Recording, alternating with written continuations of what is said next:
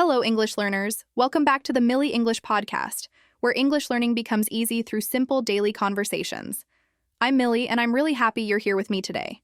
Maybe you're walking, cooking, cleaning, sitting in traffic, or just lying on your couch hiding from the world for a few minutes. Whatever you're doing, I'm glad you pressed play. And just so you know, this episode is around B1 level, so the English is simple, slow, and natural. Something you can really use in real conversations. If you're an intermediate learner, you can relax. This one is made for you. And if you're a strong beginner, don't worry. You don't need to understand every single word to learn something. You can just grab the parts you understand, borrow the sentences you like, and let the rest pass by. No pressure, no stress. And our rule is the same as always. Real conversation first, vocabulary hidden inside, no boring lists while you're trying to enjoy your day. No dictionary battles. Just listen, enjoy the conversation, and let your English grow quietly in the background, like an app updating while you do something else. And at the end, we'll do a calm little word tour. We'll pick some useful phrases from the episode, explain them, and help them stay in your mind. If you enjoy learning English like this, you can like this episode and subscribe to the Millie English podcast. It really helps more learners find us. And I'd love to hear from you. After you listen, write one sentence in the comments. Tell me, what makes you most nervous about speaking English? Even a simple answer is perfect. Okay, before we dive in, I want to be really honest with you about something personal. I am terrified of speaking English sometimes, even now, even after years of practice. There are still moments when my heart races, my palms get sweaty, and my brain just goes blank. And I think that's something we don't talk about enough. We see people speaking English confidently on YouTube, in movies, in videos, and we think they're not scared. They never were. But that's not true. Almost everyone who speaks English well was scared at some point. The difference is they learned how to speak anyway, even when their voice was shaking. So today I want to talk about fear, not how to make it disappear, because honestly, I don't think fear ever fully goes away. But how to speak even when you're scared. How to push through that tight feeling in your chest. How to open your mouth even when your brain is screaming, "Don't do it, you'll mess up." By the end of this episode, you'll have some real tools, not just motivation. Actual practical steps you can use the next time you're face to face with a native speaker and your heart is pounding. So take a deep breath with me. In through your nose, out through your mouth. Good. Let's talk about fear, courage, and finding your voice. Let me tell you about one of my most embarrassing English moments. This happened about 3 years ago. I was at a coffee shop, and there was a long line. I was standing there, rehearsing my order in my head. Just a simple order, medium latte with oat milk. That's it. I practiced it quietly. Medium latte with oat milk. Medium latte with oat milk. I was ready. Or so I thought. When it was finally my turn, I stepped up to the counter. The barista smiled and said, "What can I get for you?" And my mind went completely blank. I opened my mouth, and what came out was, I want, coffee with, I froze. The barista waited patiently. I could feel people behind me in line. I could feel my face getting hot. My heart was racing. And then I just blurted out, "Cappuccino, please." But I didn't even want a cappuccino. I wanted a latte. But my brain panicked, and I just said the first coffee word I could remember. I paid, took my drink, and left. And I felt so stupid. I sat outside with my cappuccino, and I wanted to cry. All that practice, all those years of studying, and I still couldn't order what I actually wanted. That moment stuck with me for weeks. Every time I thought about speaking English, I remembered that coffee shop. The blank stare, the sweaty palms, the embarrassment, and I started avoiding situations where I had to speak. I'd order online instead of in person. I'd send emails instead of making phone calls. I was protecting myself from the fear, but I was also stopping myself from improving. Because here's the truth. You can't get better at speaking without actually speaking. And speaking means risking embarrassment. It means making mistakes in front of people. Sound familiar? I think a lot of English learners live in this place. We know enough to understand. We know enough to read and listen. But when it comes to opening our mouths, we freeze. So let's talk about why speaking is so scary. Because once you understand the fear, it's a little easier to face it. First, there's the fear of making mistakes. We're worried people will think we're stupid. We're worried they'll laugh at us or judge us.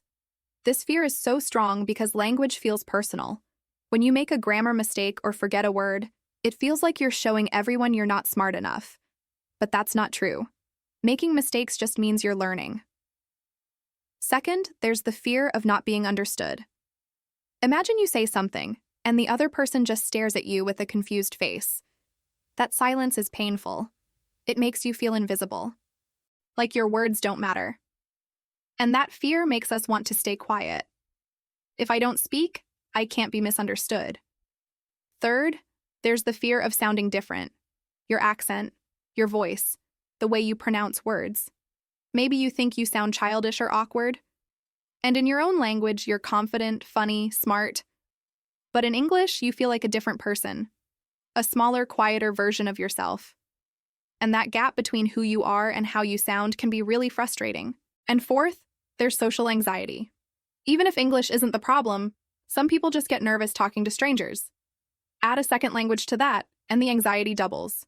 Your brain is already working hard to translate and find words. And on top of that, you're trying to stay calm and seem normal. It's exhausting. So if you feel scared to speak English, you're not weak.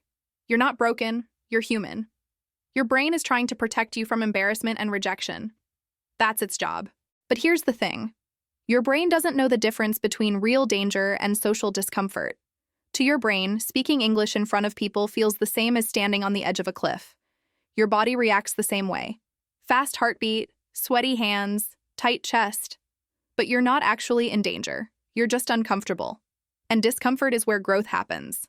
So here's the mindset shift that changed everything for me. I stopped trying to speak perfectly. And I started trying to speak bravely. Let me explain.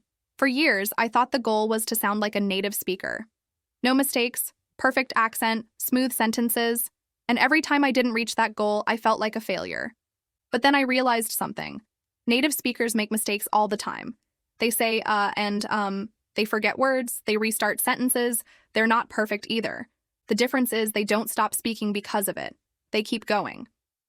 So I made a new rule for myself. My goal is not to be perfect. My goal is to be understood. If I can communicate my idea, even with mistakes, that's a win. If the other person understands what I mean, that's success. This took so much pressure off. I stopped obsessing over every little error. I stopped replaying conversations in my head, thinking about what I should have said. I started focusing on connection instead of perfection. And here's another shift. I started seeing mistakes as proof of courage. Every time I mispronounce a word or use the wrong grammar, it means I tried. I opened my mouth, I took a risk. That's braver than staying silent. So now, when I make a mistake, I don't beat myself up. I think, good, I'm practicing, I'm learning. This is how progress looks. And one more thing, I stopped assuming people are judging me. Most people are kind. Most people are just trying to have a conversation. They're not sitting there counting your mistakes. If anything, they're probably impressed you're speaking a second language at all. So the fear you feel, it's mostly in your head, and you can choose to not believe it. Practical steps to speak even when you're scared. Okay, so mindset is important. But let's get practical. What do you actually do when you're in a situation and your fear is screaming at you to stay quiet? Here are some steps that work for me. Real tools you can use. Step 1. Prepare a few safety sentences. Before I go into a situation where I'll need to speak English, I prepare a few safety sentences. These are simple phrases I can use if I panic. Things like, sorry, can you repeat that? Or, I'm still learning English, so I might be slow. Or, what's the word for this? Just having these ready gives me confidence. If my brain freezes, I have something to fall back on. I'm not totally helpless. Step 2, start small and build up. Don't jump into a big conversation if you're terrified. Start with tiny interactions. Order coffee. Ask for directions. Say good morning to a neighbor. These are low-risk situations. If you mess up, it's not a big deal. You'll probably never see that person again. And each small success builds your confidence for the next one. Step 3. Focus on the other person, not yourself. When I'm nervous, I'm usually thinking about myself. How do I sound? What if I make a mistake? What are they thinking about me? But that makes the fear worse. So I try to shift my focus. I think about the other person. What are they saying? What do they need? How can I help them or connect with them? When I focus outward instead of inward, the fear gets quieter. Because I'm not performing. I'm just communicating. Step 4. Slow down and breathe. When we're scared, we rush. We talk fast, trying to get it over with. But rushing makes mistakes more likely. So I force myself to slow down. I take a breath between sentences. I pause if I need to think of a word. Silence is okay. It's better to speak slowly and clearly than to rush and stumble. Step 5. Celebrate every attempt. This is huge. After every conversation in English, even if it was messy, I celebrate. I tell myself, I did it. I spoke. I tried. I don't focus on what went wrong. I focus on the fact that I showed up. Because showing up is the hardest part. And every time you show up, you're training your brain that speaking English is safe. What to do when you freeze. But let's be real. Sometimes, even with all these steps, you'll still freeze. Your mind will go blank. You'll forget the word you need. Your mouth won't cooperate. What do you do in that moment? First, don't panic. Freezing happens to everyone. Even native speakers blank out sometimes. It's normal. Second, buy yourself time. Say something like, let me think. Or, how do I say this? Or, give me a second. These little phrases give your brain time to catch up. Third, describe the word if you can't remember it. Let's say you forget the word spoon. You can say, the thing you use to eat soup. People will understand. They might even tell you the word. Fourth, use your hands. Gestures help. If you can't find the word, point, act it out, draw in the air. Communication is more than just words. And fifth, laugh it off. If you make a mistake or forget something, smile and say, oops, my English is running away today. Most people will smile back and help you. Being human and a little vulnerable actually makes conversations easier. People want to help. They don't want you to suffer. The truth about courage. Here's something I want you to remember. Courage is not the absence of fear. Courage is doing the thing even though you're scared. You don't need to wait until you feel confident to start speaking. You start speaking, and confidence comes later. Every time you push through the fear, even just a little bit, you're building courage like a muscle. The first time is the hardest. The second time is a little easier. The 10th time, you might still be nervous, but you know you can handle it. And here's the beautiful part. The more you speak, the less scary it becomes. Your brain learns that speaking English is not actually dangerous. It's just uncomfortable. And discomfort is temporary. I'm not going to lie to you and say the fear will disappear completely. I still get nervous sometimes. But now I know how to work with the fear instead of letting it control me. I know how to breathe through it. How to take one small step. How to speak even when my voice shakes. And you can learn that too. You're already braver than you think. The fact that you're learning a second language at all is incredible. The fact that you're listening to this podcast, trying to improve, shows courage. So don't wait for perfect confidence. Don't wait until you know every word and every grammar rule. Start now. Start messy. Start scared. Because the only way to get better at speaking is to actually speak. And you can do this. I believe in you. Word tour, let's lock these in. All right, it's time to slow everything down. We've talked about a lot today, and I want some of these phrases to really stay in your English. So let's do a calm word tour together. No stress, just listen. Terrified. First word, terrified. Terrified means extremely scared or frightened. For example, I was terrified of speaking English in front of native speakers. Or she's terrified of making mistakes. Rehearse. Next, rehearse. Rehearse means to practice something before you do it for real. For example, I rehearsed my coffee order in my head before speaking. Or actors rehearse their lines many times. Blurt out. Now. Blurt out. Blurt out means to say something suddenly without thinking.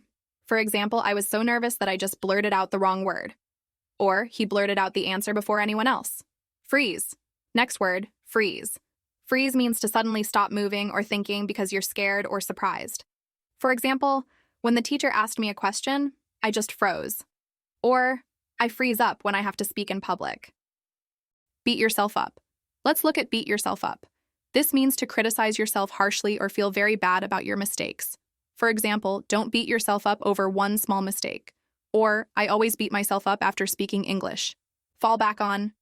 Next phrase, fall back on. Fall back on means to use something as a backup plan when you need help. For example, I have a few safety phrases to fall back on when I panic.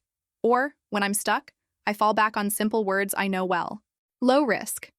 Now low risk. Low risk means not dangerous, not likely to cause problems. For example, ordering coffee is a low-risk way to practice English.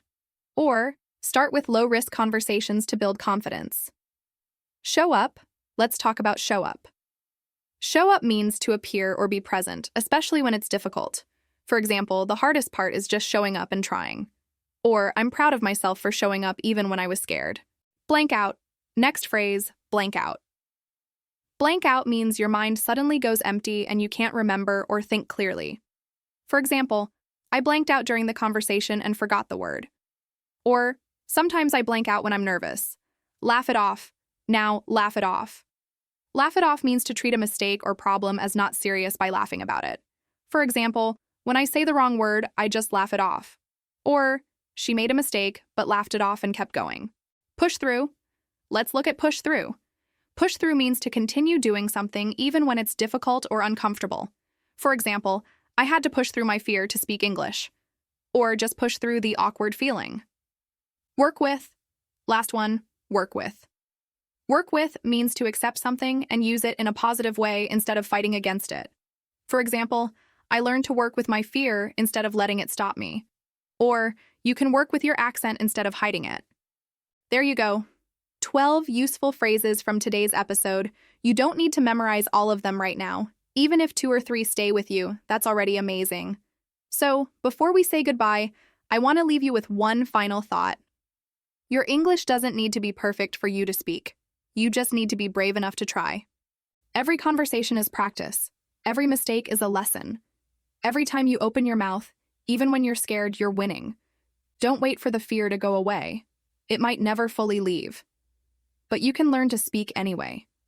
You can learn to carry the fear with you and still move forward. That's real courage. That's real growth. So here's your tiny homework for today. Go to the comments and write one sentence. Tell me, what makes you most nervous about speaking English? Is it pronunciation? Grammar? Not being understood? Just one sentence. And if you want extra credit, tell me one small thing you'll try this week to practice speaking, even if it scares you a little. If this episode helped you feel less alone with your fear, please like this video and subscribe to the Millie English podcast. It really helps more learners find this cozy space. Thank you for spending this time with me today. Thank you for being brave enough to keep learning even when it's scary. You're stronger than you know. And your voice matters, even with an accent, even with mistakes. I'm Millie, and you've been listening to the Millie English podcast. Bye.